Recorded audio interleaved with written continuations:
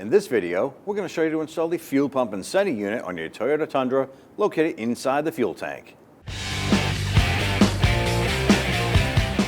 We're going to start by depressurizing the fuel system, and how we do that is open up the hood, and on the driver's side you're going to locate the fuse box here right behind the battery. You're going to press in on this tab and lift up the cover.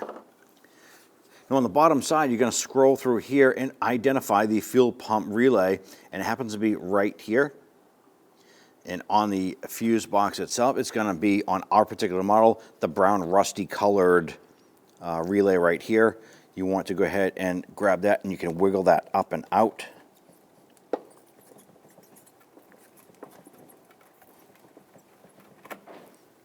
Go ahead and set that aside.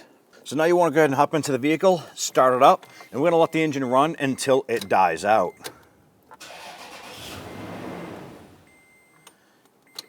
And we're going to try it a couple more times.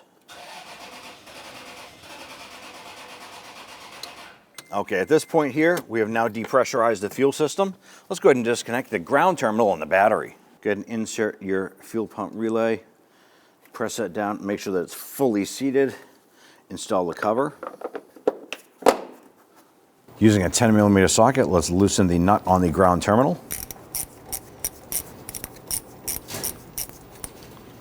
Then we're going to twist this, slide it off, and set it aside. Now on the bottom side here of your fuel tank, our particular model has a splash shield here, and there's going to be 4 13mm nuts. There's going to be one here. There's normally one just beside it, but ours is broken and missing, and then there's going to be 2 more further up towards the front. Now I'm going to go ahead, loosen and remove these. Now we did go ahead and spray ours down with some rust penetrant before we tackle this job. Ours is missing here, so let's go ahead and move to the 2 on the front. And hold the shield while you remove the last one. And then drop the shield down and set it aside. So now what we're going to do is we're going to use our gas tank support here before we unbolt the nuts holding our gas tank straps. Now there's a strap on the front and one in the rear. Now between the frame rail and the tank itself, there's a 17mm nut here and there's one on the back. Before we loosen them, support that tank.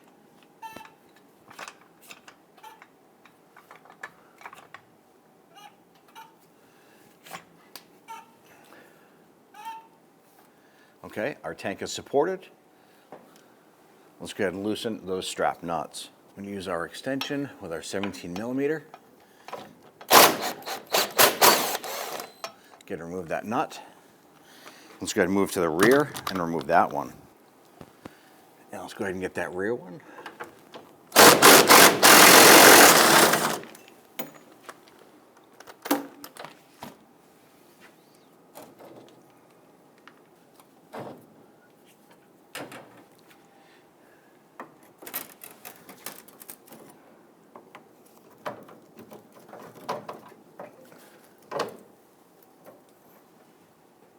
On the other side of our gas tank strap, there is a pivot pin that runs through, and it's held in place by a little cotter pin. Now we're going to use our needle nose pliers. We're just going to stretch that hook over and pull that cotter pin out like so.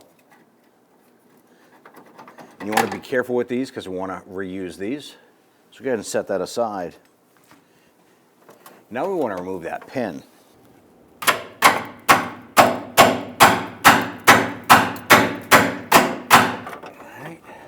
Go ahead and pull that pin.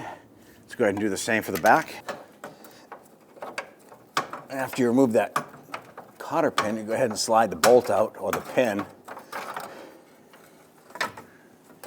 and then remove the strap.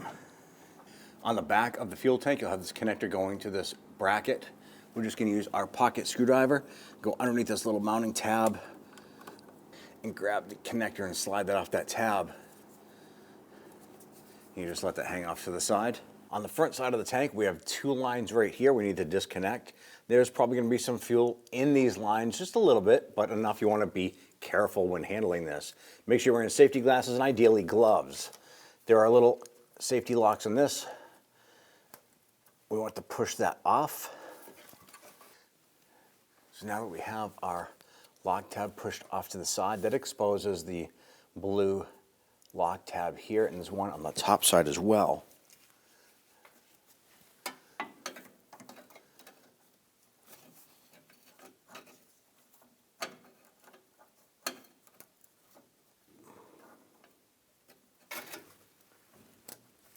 pull that line off.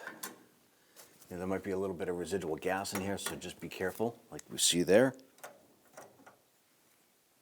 We can do the same for the one beside it. Go ahead and pull this log tab off to the side. That exposes the two buttons. Rotate this. I'm going to pinch to compress those tabs.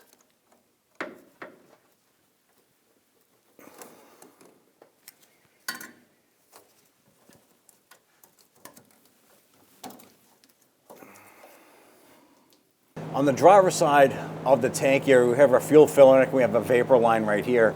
We want to go ahead and disconnect our vapor line. We're going to push over this lock tab.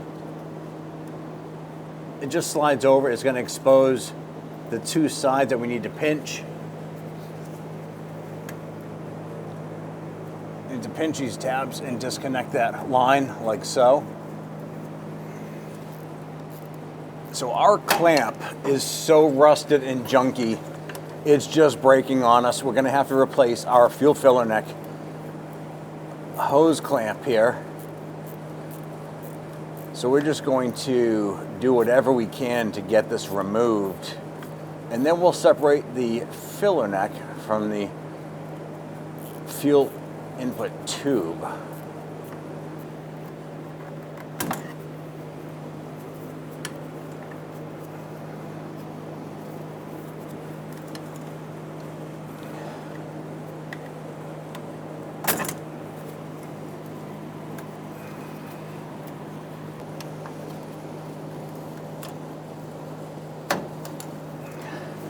Slowly lower the tank.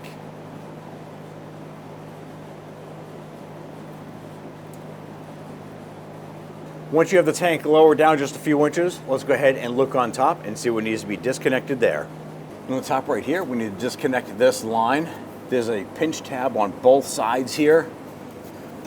You can sometimes use a pair of pliers like this here, gently pinch, and then slide this hose off.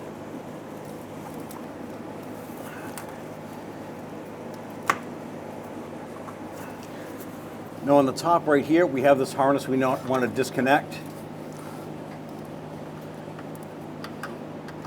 And I'm going to use my pocket screwdriver to try and release the tabs here.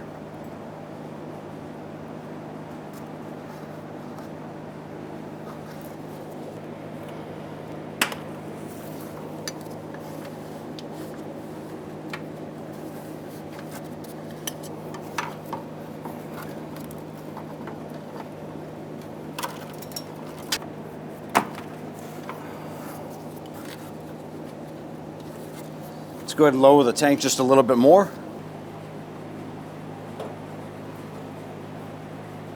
Now right here on the top of the tank, you have your electrical connector. I'm just using a pair of pliers and I'm going to put it in this hole. And on the other end, I'm going to pinch this tab and want to lift up on this connector.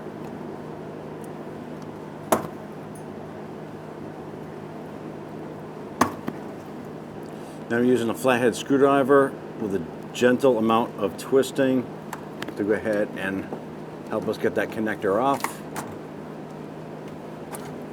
like that. Now we have our tab over here for the other half of that harness. Go ahead and pop that clip off. Let's go ahead and lower the tank a bit more. Let's go ahead and lower our tank down a bit more. While the tank is coming down, you want to periodically check different spots, make sure nothing is getting caught up.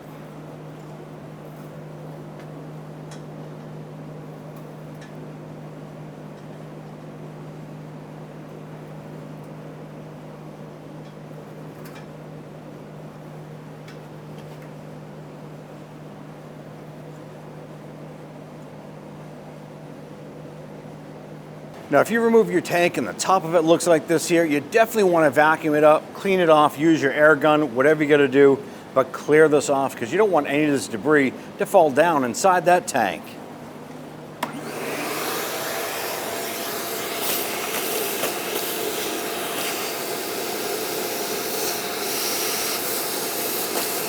Now on the top here, we need to disconnect these two hoses. Now there are little yellow safety clips here.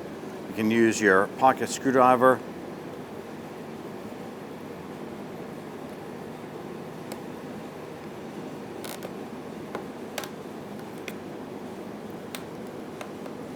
Need to pull out these safety lock tabs.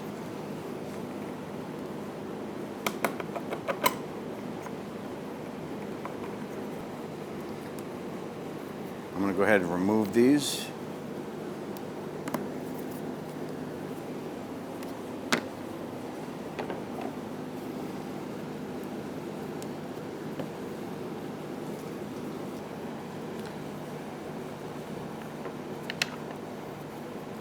Now at this point, we want to remove this collar here.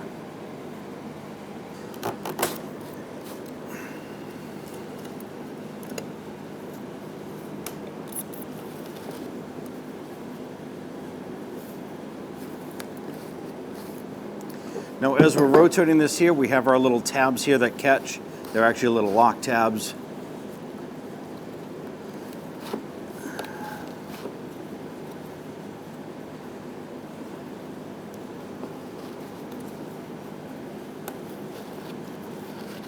Here we go.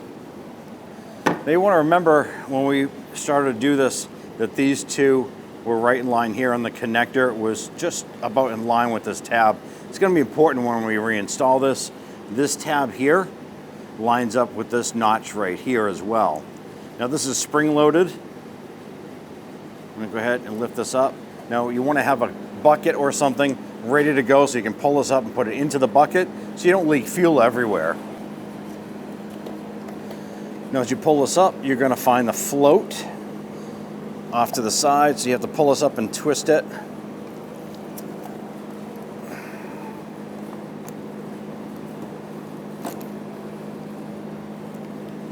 Set that into a container. We go ahead and clean up the fuel here. We're going to go ahead and remove the O-ring. Now inside here, right in the track, if it looks dirty, go ahead and clean that out. Ours is clean, so we're just going to go ahead and grab the new O-ring and set that into place. Go ahead and take the fuel pump module. You're going to drop that float into it at an angle. Lower the unit down into it. Now remember the positioning. I want to go ahead and rotate this.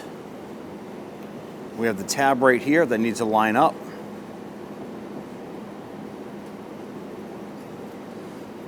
Push that down into place, and we can take our collar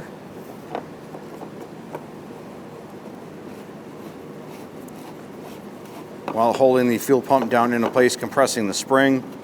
You want to get this lock collar started. Now it should spin on nice and easy. If it's binding up, go ahead and remove it. You don't want it to cross thread. Now we have our lock ring remover tool here.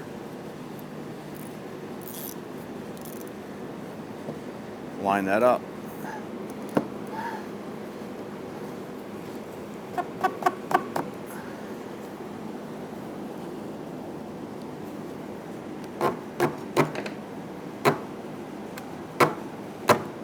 You want to make sure that's good and tight.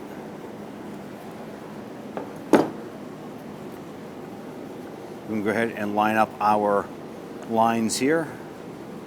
I'm going to push that down into place. Same one here. Make sure they're both seated. I'm going to pop these into the retainer clips here on the tank. Install the lock tabs.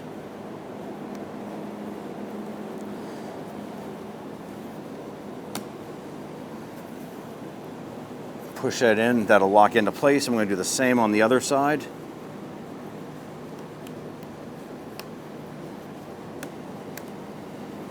At this point here, our tank is ready for installation. I'm going to raise this up. You want to make sure that your fill tube and the return line bend up and over the frame and get positioned properly.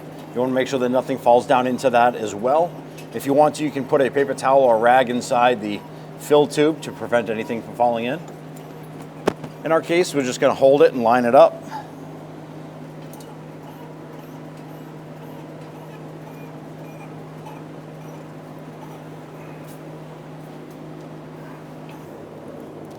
Go ahead and reach over and get the harness installed.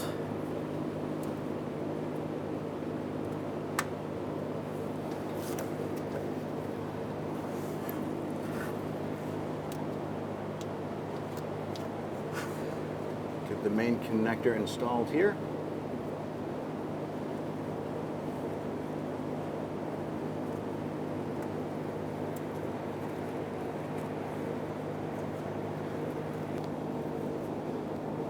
So you want to go ahead and press that down so you feel it and hear it click into place. Now we do want to go ahead and raise our tank up. We want to install the harness right here on the front side. Now this is kind of a tight fit, so we're going to go ahead and line this up and raise our tank up. Get that to line up. Okay, make sure that it's fully seated. Go ahead and give it a tug, make sure it's locked into place, and ours is locked on. Let's go ahead and raise our tank up. Once we have our tank up in a position, let's go ahead and install the fuel filler neck and the return line on the driver's side.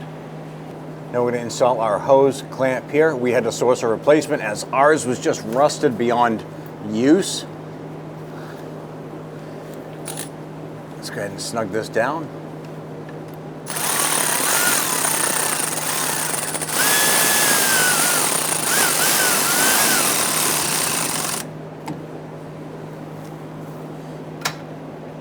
Install our other line here. Make sure that is in the unlocked position. Slide that on. Here going to snap in, and then we're going to engage our lock. Install your lines. Line that up and push it on. Once it clicks in, push the lock over. Do the same on the other side.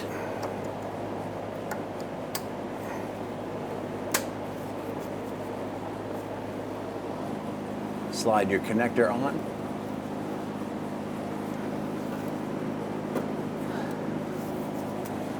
Again, line up the front strap.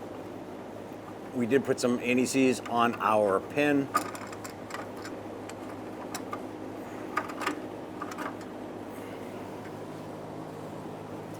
Take your cotter pin, push that through. Now that we have our cotter pin installed, let's go ahead and install the rear strap. Install the rear strap and put your pin in. Work that through. We're going to install our pin on the rear here.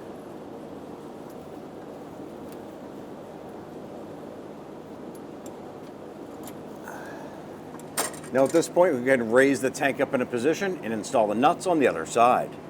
And raise up our tank a little bit. Maneuver that strap around.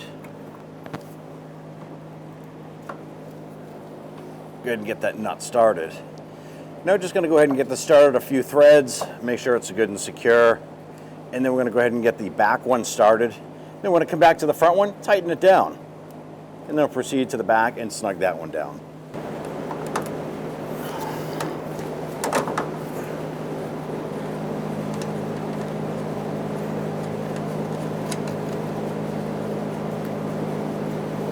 Go ahead and tighten down that rear strap. Let's go ahead and tighten down the front. With the tank secure, we can now lower the jack.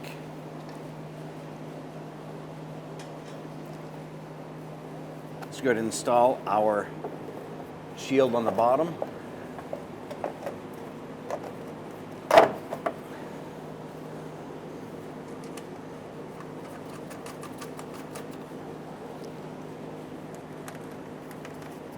With the back nut started, let's go ahead and get the front ones lined up.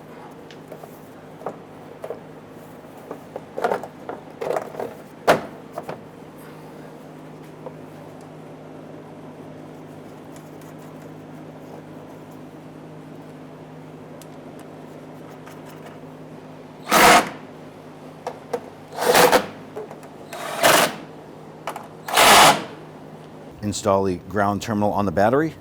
Make sure the post and the terminal are both clean. Then you want to go ahead and snug this down. Now you don't want to over tighten this, as you can crack the clamping portion of the terminal, and snug that down. You want to make sure that it's snug by go ahead and wiggling that terminal. This is good and tight. Now that we've connected the ground terminal and the battery, hop into the vehicle, and we're going to turn the key to the on position where all the accessory lights come on. We're going to shut it off and going to turn it one more time and proceed to start the vehicle.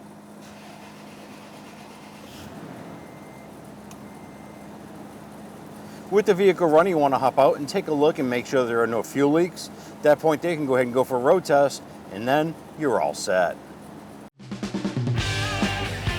When only the best will do, demand TRQ. The only company that lets you view before you do. TRQ is committed to offering the highest quality aftermarket auto parts that are engineered for peace of mind. Thanks for using and viewing with TRQ.